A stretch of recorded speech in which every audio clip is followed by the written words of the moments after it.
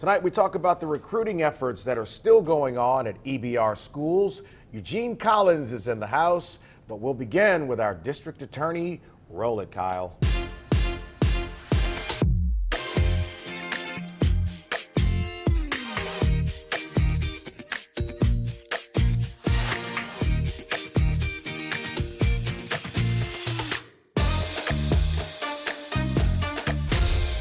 Well, as we move into September, it's still one of the subjects people talk about a lot around these parts, and that is the homicide rate and public safety.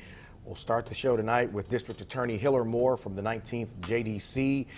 Last week, he spoke to Rotary, and you were able to address some of the homicide numbers here in East Baton Rouge Parish. In fact, as of this week, and as of this recording time, there have been 72 homicides this year.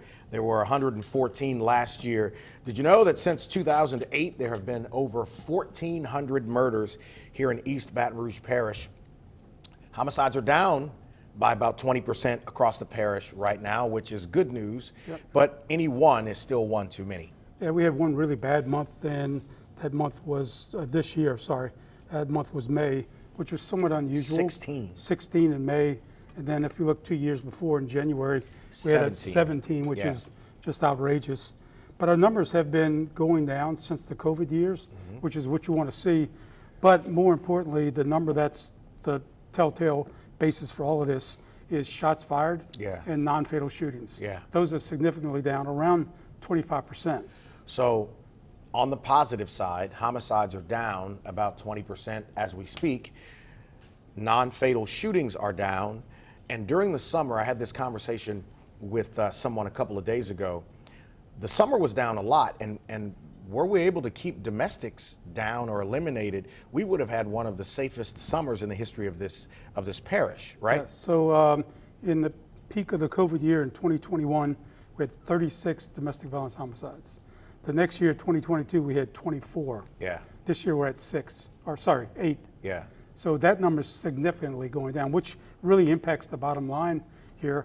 Also, you know, whether it's a fluke or not, look, we went 30 days in Baton Rouge without a murder. In August, we saw 2 murders, which is just unheard of here historically for the years. August and July. And July had 8. So there were, by your count here, 12 this summer, if you say June, July, and correct, August. which is unusual. Now, September, we unfortunately had a murder this morning. Yeah. And so we're at 2 for September, which is, September's normally a big month, so is the next month, but they are coming down. But the other news is this, is that we say that we're down around 20% overall for the parish. Right. The city is actually down more than the parish is. Right. Which normally it's the other way around. Right. But for the sheriff for this year, for some reason, had 6 homicides in January. So that blew their numbers up by 100%. For the year. For the year. Yeah. So their number was elevated, but it's coming down, and we knew it was going to come down and even out. So I think we're on pace to have a better year than last year, which was our best in 3 or 4 years. But we're still at a number that's not acceptable. One is too many, but here's the thing. This has always been an elephant in the room. We're down, as you say, 20% across the parish. More in the city. There are people who call BS on those numbers as if they're made up, that it can't be true that we're down. No, I just saw it a couple weeks ago at the press club, and I'm thinking they're basically saying you're making these numbers up. What's your response to that? Well, so the good thing about the data, particularly with homicides, you can't make that up. Yeah. Burglary and theft, maybe you can fudge on numbers, but dead bodies are hard to hide unless you haven't found them. You're not going to miss a body, and because someone's going to say, well, what about my son or daughter's murder? Right. You can't play with these numbers, and you know, we all look at them all together. We look at them with the media and exchange information with the media because they're on it all the time. So these numbers are absolutely accurate. There may be a difference between a justifiable homicide and a UCR murder homicide, but those are a few. So the coroner's numbers he determines homicide, a death of a human being. We determine legally, is it a murder versus a homicide? So that's maybe a little difference. So to what do you contribute the reduction this year from last year? You know, it could be a combination of things, and it's too early to tell. But I still know that there's a lot of community outreach going on by many different people. You mentioned Eugene's here today to talk about what he does. So this is as you said yesterday at Rotary, this is not a police issue. It's a completely community issue. Starts with family and education.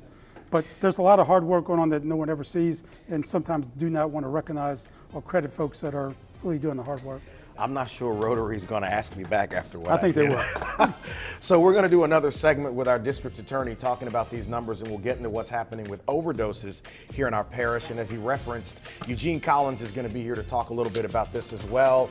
And the chief of HR at EBR Schools is going to be on the set to talk about the recruiting effort there back in just a moment. By the way, that was an ugly loss by LSU last week. Matt Moscona is going to be here next week to talk about that. So the DA is still here, and we're talking about what's happening across the parish as it relates to public safety. In the first segment, we talked about shootings, non-fatal and fatal. Overdoses have been a subject of conversation. I've seen you give talks about what's happening with that, and there is this astronomical increase over the last half decade or so with fentanyl overdoses. Yep. So let's talk a little bit about that. So we started seeing people overdosing from heroin years ago, and we were alarmed by the number. That was maybe 12 people that died that year.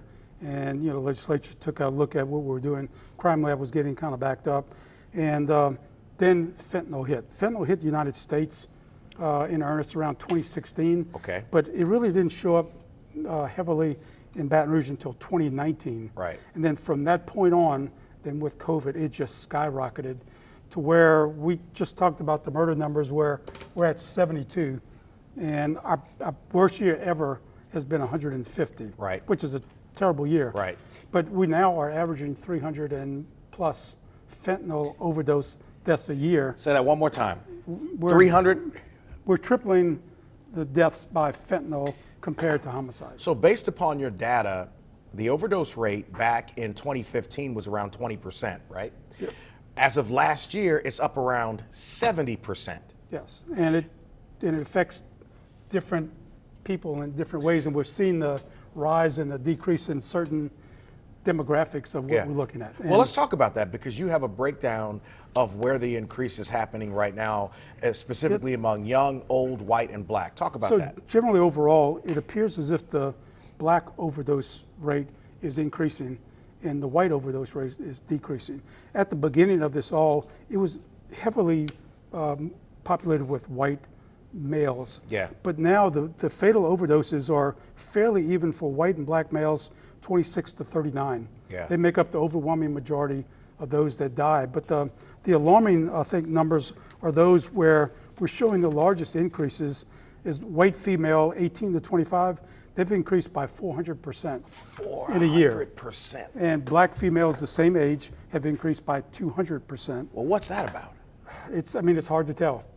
So it's early on in the game, and I think that there's really a whole lot more work and study that we need to do to get to understand what's going on with these folks, where they come from, why are they getting this drug, why are they using this drug. We know from a law enforcement standpoint that everyone seems to be a fentanyl dealer now. We used to have 2 back in the decades, but now everyone deals it because everybody wants it. And unfortunately, we're now seeing more and more pill presses. What a pill looks like, an Oxycontin or Percocet, and it's laced with fentanyl. So, and I'm looking at your largest decreases here. Is that Hispanic males? Yes. Ages 18 to 25, a 67% reduction. White females above the age of 50, it's coming down. And white females between 26 and 39, it's coming down. Yeah. It's the younger white females who have this really huge, and black females have this huge jump. And I've talked about this with Tanja Miles. A lot of these overdoses are accidental. It's people who are trying to get high and they get some bad stuff that ends up killing them. Or they're coming off of stint where they didn't use drugs. They were in prison, just getting ready to get out, just got out of rehab, and think they can use at the same level they used before, and they can't, and they die. But we have surely seen people that want to get high but not die. Yeah. And they think they're taking one thing, but they're getting another. it is a significant issue. Let's talk a little bit about legislation that we saw passed recently in the last couple of sessions that deal with public safety. Yes, so Baton Rouge Area Chamber and Foundation worked with us. We passed the first gun law that we've ever passed in decades, where we made a machine gun and a machine gun device illegal. And we've never had that before. So now it's illegal to possess a Glock switch, so-called Glock switch, or auto sear, which makes a long gun fully automatic. And with one pull of the trigger, you can shoot 80 rounds at one time in 3 seconds. So what's the consequence? So the consequences now, it is a felony, and it's up to 10 years. Okay. And the NRA signed off on that bill. You got the NRA to sign off on that? Which was a big win. Citizens of Trey Godfrey helped us writing the bill. The other one was the fentanyl bill, increasing the penalties for the amounts of deadly fentanyl that causes great bodily harm or death. So that helped us a lot. We have seen some dealers get out of the business because of the increase in penalties from what we get from intelligence. They need to get out of the state. The other bigger part that Trey Godfrey and BRAC helped us on was the ankle monitor legislation. Because the state up to August 1st has no rules or regulations for monitoring an individual who's on an ankle monitor. There's no rules that say that once the battery is low or he's out of his inclusion zone, you must notify law enforcement or the judge. Now it requires that, and we're in the process of promulgating those rules right now. That's going to be a big game changer for how we do business, and because the idea is to give someone an ankle monitor and have them succeed, not fail, but you have to stay on them to make sure that they're doing it. Well, look, I want to get you. I want to get you and the sheriff and the chief here before Murphy's out to talk a little bit about public safety. I appreciate you, Hillar. Well, you had surgery on his hand. He closed his hand in the door this morning, I guess. It was an ATM machine. ATM. All right, let's talk with Eugene Collins. He'll be on the set next, and we'll talk about the recruiting effort at EBR schools before we're done.